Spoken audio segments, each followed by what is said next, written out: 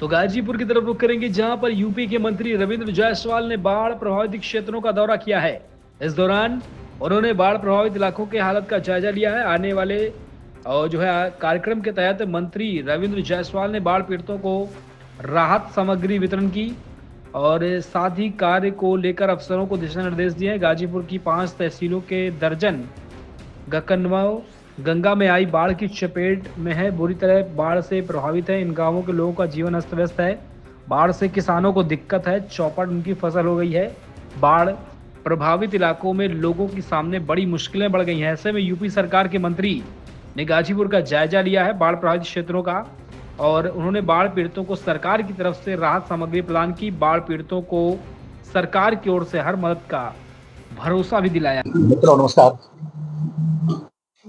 आज हम सब लोग गाजीपुर में बाढ़ क्षेत्र का दौरा किया गया और आज सामग्री बांटी गई।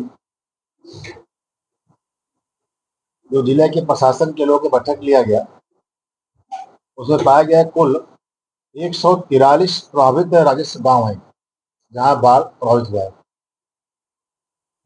लगभग 229 के आसपास मजरे हैं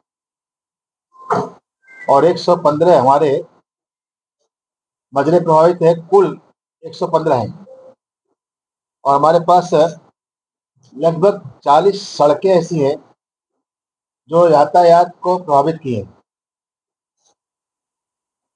हमारे पास लगभग 19,352 जनसंख्या यानी कि 3,602 परिवार आइडेंटिफाई किया गया है।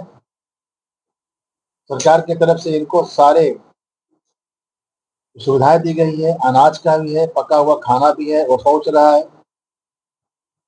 जो जानवर है उनके लिए चारा है, बच्चों के लिए दूध है, बिस्किट है, यह प्रॉपर पहुंच रहा है। लगभग यहाँ पर पुलिस के जल पुलिस की टीम है, उनके भी नाव है और गांव वाले कभी कभी अपने घर से आने जाने के लिए नाव की प्रतीक्षा करते हैं, तो नाव का व्यवस्था किया गया है। लगभग 131 बनाया गया है पुलिस चौकी बाढ़ की रेस्क्यू करने के लिए। ये हमारा एक्टिव यहाँ पर है। बाकी सब कुछ कंट्रोल में है। प्रभु की कृपा है, माँ गंगा की कृपा है। प्रशासन और सरकार पूरी तरह से तटस्थ है और सारे लोग एक्टिव हैं और अभी तक कैजुअलिटी 0 है सरकार प्रशासन के एक्टिव होने का कारण से। ऐसा मानना है कि 1-2 दिन के अंदर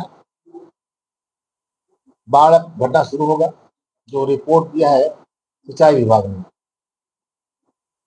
कल रात से बनारस में स्थिर हो गया था। जो सामग्री बांटी जा रही है, इन सामग्री में सामग्री 1 हफ्ते के लिए है। अगर 1 हफ्ते में बाढ़ कम नहीं होता है, दोबारा से फिर से सामग्री बांटी जाएगी। आप सबसे व्यक्तिगत तौर पर यह अपेक्षा करता हूँ, हमारे सबसे संगठन के लोग भी और निचले स्तर पर तहसीलदार, लेखपाल सारे लोग एक्टिव सूची बना रहे हैं। कहीं कुछ छूटता है तो आप भी बता देंगे तो सहायता करें, हम सहायता करेंगे।